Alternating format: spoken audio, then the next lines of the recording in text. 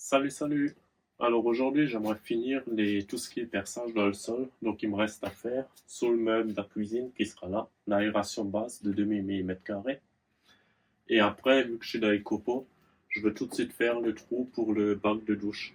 Donc c'est un bac carré, l'évacuation est là, mais je sais pas encore où je vais percer. Si je vais percer là, ou si je vais le tourner et le percer là. Il faut que je vois en dessous en fonction des longerons où je peux faire la sortie. Donc, allez, c'est parti. Le trou pour la douche et le trou pour l'aération basse de 2000 mm².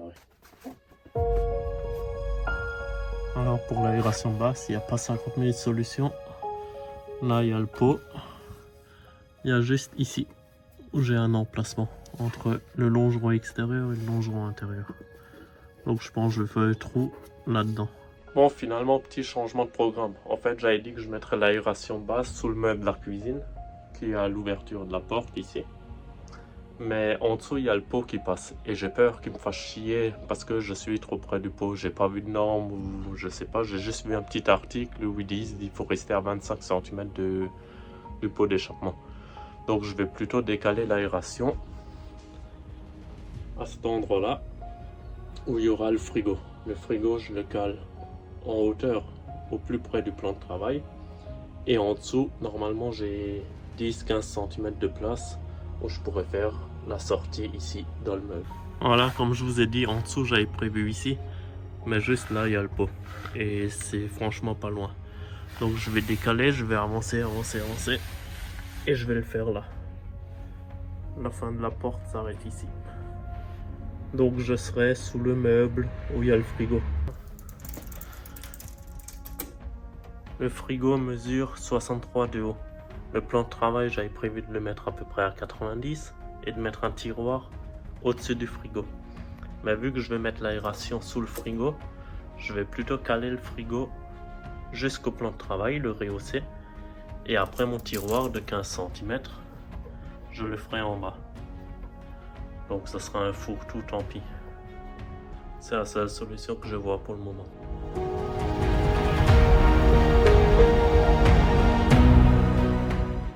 J'ai acheté un lot de 6 cloches chez Action. Ça va du diamètre 73 au diamètre 22. Je sais pas du tout ce que ça vaut. Mais bon, j'ai un trou à faire, donc je pense que ça va arriver à percer un trou. Et ce qui est bien avec les 6 cloches là, c'est qu'il n'y a pas l'embase qui est plus grande. Donc je peux percer le plancher. Une fois que j'ai traversé le OSB, je l'enlève. Et après ça, je peux aller beaucoup plus profond. Parce que s'il y a l'embase, on peut que percer la profondeur utile des dents à l'embase. Tandis qu'avec ceux-là, je peux aller bien plus profond. Du moment que la perceuse le permet. Une fois que la perceuse passe plus, forcément c'est mort. Mais là, j'arriverai à percer mes 50-60 mm de profondeur. Normalement, on va tester ça.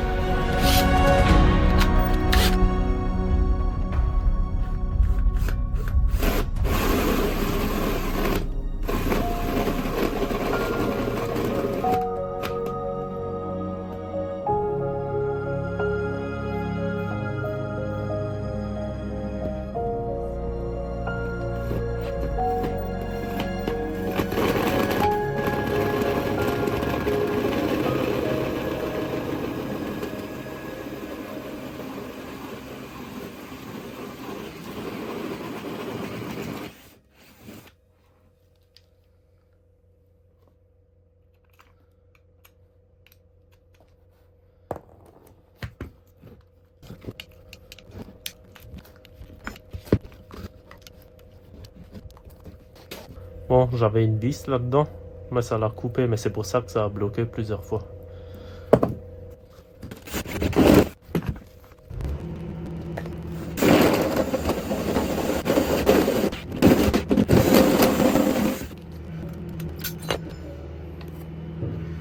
Bon ben nickel. Beau petit trou. Je l'ai prévu un peu plus grand, je veux passer un tuyau de 70 en PVC.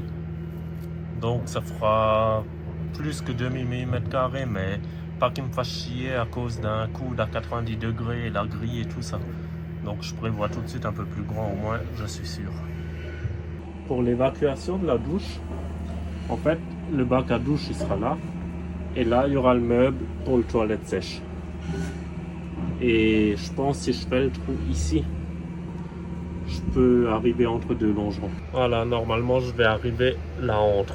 Il y a le pot d'échappement qui passe pas loin, donc il faudra que j'isole comme ils ont fait un peu là avec une plaque d'alu. Il faudra que j'isole parce que le tuyau le tuyau armé risque de fondre avec le pot, surtout quand on est à l'arrêt, quand on vient de s'arrêter. Donc je mettrai une tôle en alu pour isoler l'évacuation. Et après ça ira derrière dans la cuve d'eau grise qui sera située à peu près là.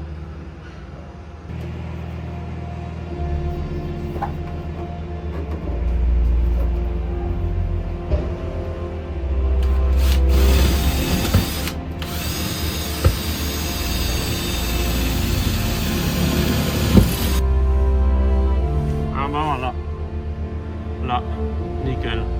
Donc j'ai de la place pour faire le trou. Je sais pas encore quel diamètre, assez gros je pense, pour que j'ai accès aux fixations du collier et tout ça. Au cas où si je dois une fois changer le tuyau, il faut que je garde un accès. Donc le trou je vais le faire assez grand. Et après je mettrai la tôle par chaleur. Et l'évacuation, je pourrais l'emmener tranquillement derrière dans ma cuve. Voilà, nickel. Allez, je vais percer à 6 cloches. Quand vous percez un avant-trou, comme je viens de faire là, prenez un forêt légèrement plus petit que le forêt qui est monté sur la 6 cloches. Parce que si le forêt centreur là n'est pas guidé en pleine matière, vous allez en chier comme pas possible, parce que la 6 cloches elle va se balader. Donc percez toujours 5 dixièmes, 1 millimètre plus petit que le forêt là. Au moins tout sera bien guidé, il n'y aura normalement pas de soucis. Donc là je vais percer au diamètre 68 parce qu'après ça descend du diamètre 44 et ça va être petit. 68 au moins s'il y a le tuyau de je sais pas à peu près 40 qui va passer, j'ai de la place et je peux toujours ajuster un peu mon bac à douche.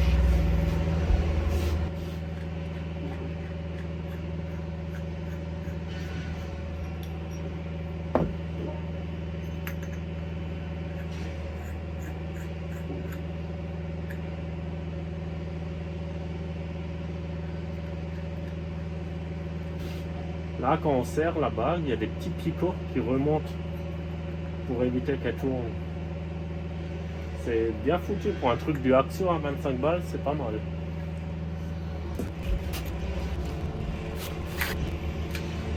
Vitesse 1, ça suffit. Pas besoin de percer avec la vitesse 2. Plus le diamètre est gros, plus on réduit la vitesse.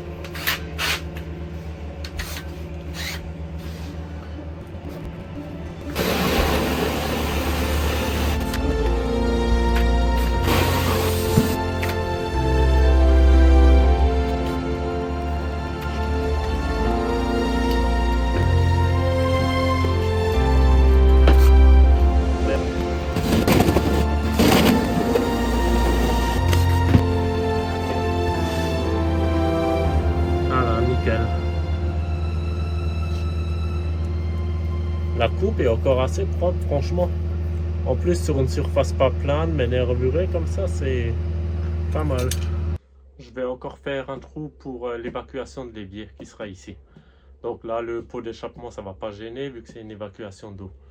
Mais comme dit, pour l'aération basse, c'est mieux qu'on soit éloigné du pot d'échappement, au moins pas de risque.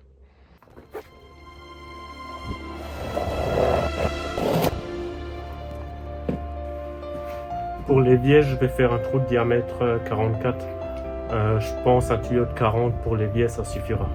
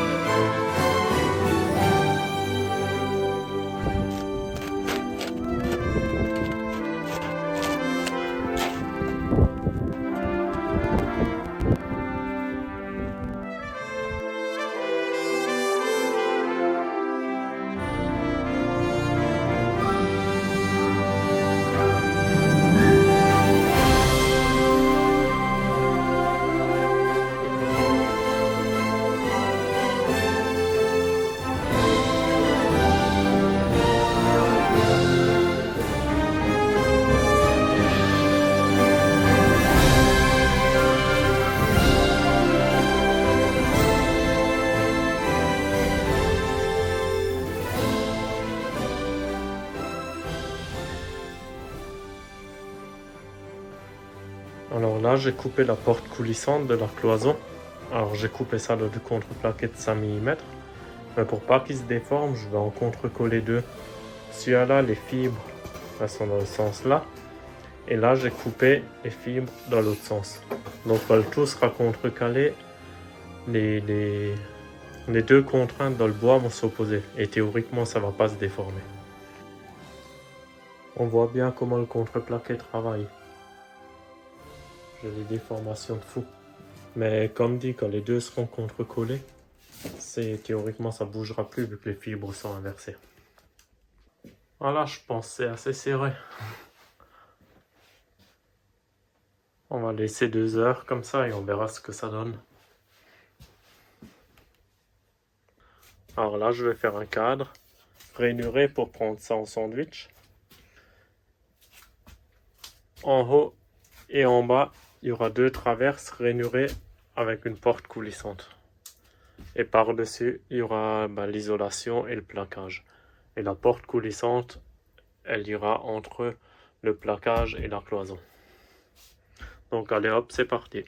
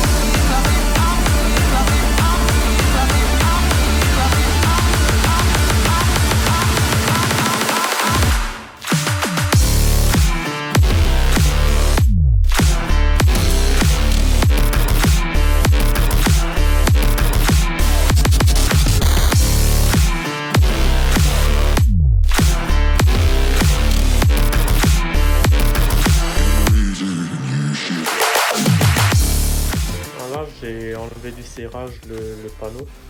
Donc là, c'est les 2 5 collés ensemble. Et on voit bien, je suis beaucoup moins déformé par rapport à avant. Normalement, donc là, il y a les fibres dans ce sens et de l'autre côté, elles sont dans ce sens. On verra comment que ça travaille avec le temps, mais moi, je pense que ça va le faire.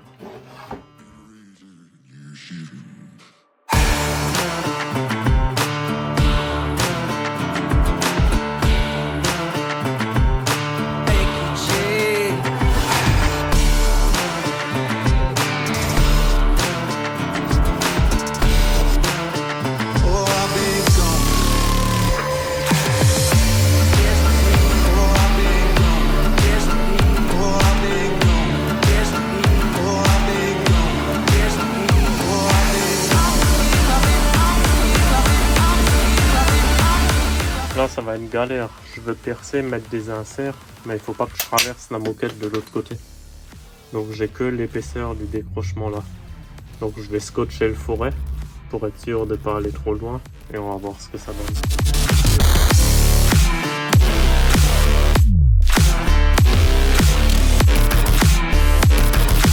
Make you change.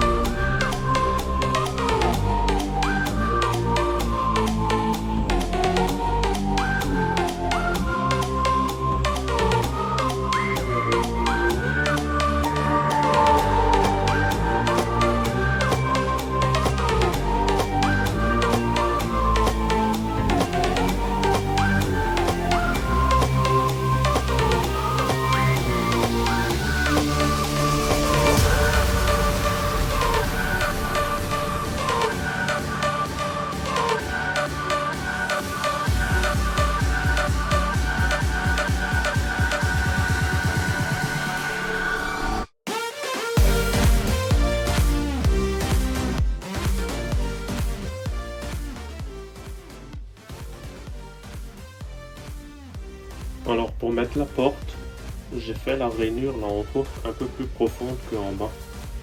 Donc ça permet d'enfiler la porte comme ça, de monter, la glisser et la laisser descendre. Voilà. Voilà ce que ça donne du côté cabine. Je trouve que c'est à peu près propre. J'ai trouvé une vieille peinture qui ressemble un peu au... Voilà, pour que ça se fonde un peu dans le décor.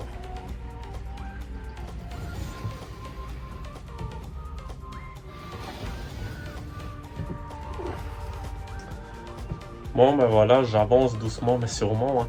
Dans la prochaine vidéo, je pense qu'on va commencer à fixer les tasseaux au mur. Donc en fait, le but c'est de cloisonner ma douche. Je vais commencer à fixer les tasseaux, cloisonner. J'ai commandé du câble de 25 mm². Donc j'enlèverai la cloison pour passer le câble qui va de la batterie porteur jusqu'à derrière à la batterie auxiliaire. Donc voilà, il y a de quoi faire, j'avance franchement doucement, mais bon, une chose après l'autre et ça ira bien. Allez, ciao ciao!